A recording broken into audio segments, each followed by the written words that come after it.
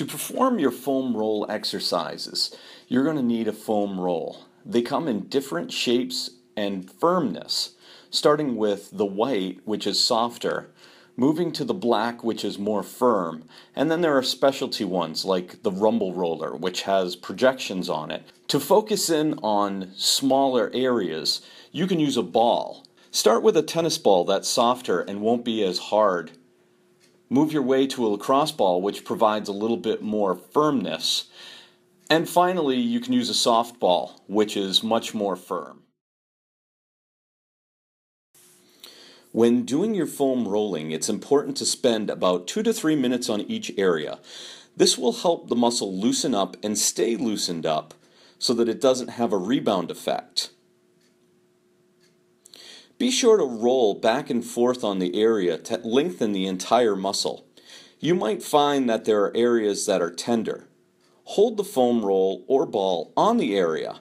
It will be painful at first, but the muscle will loosen up. We'll start with the hip flexors, or the muscles on the front of your hip. These muscles are really important when it comes to hockey because of the crouch that you're in.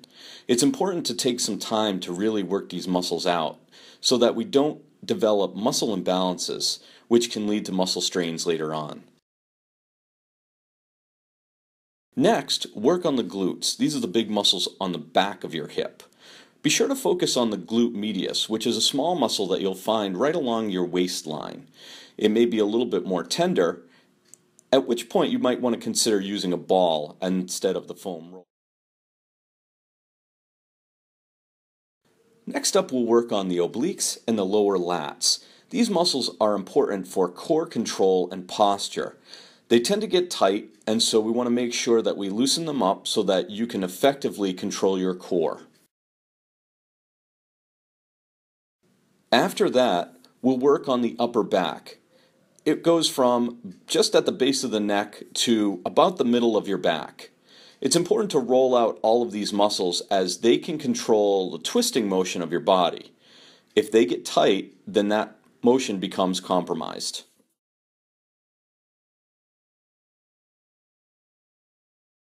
Next, we want to work on the posterior shoulder muscles. There are many muscles that interact in this area, so it's important to get them all. Oftentimes, a ball will be more effective than the foam roll in working out these muscles, but they can be very tender, so take care in using something a little softer to begin with, and then work your way to a harder implement. Lastly, we want to work on our lower abs. This is a muscle group that often gets overlooked, but has tremendous importance when it comes to core control.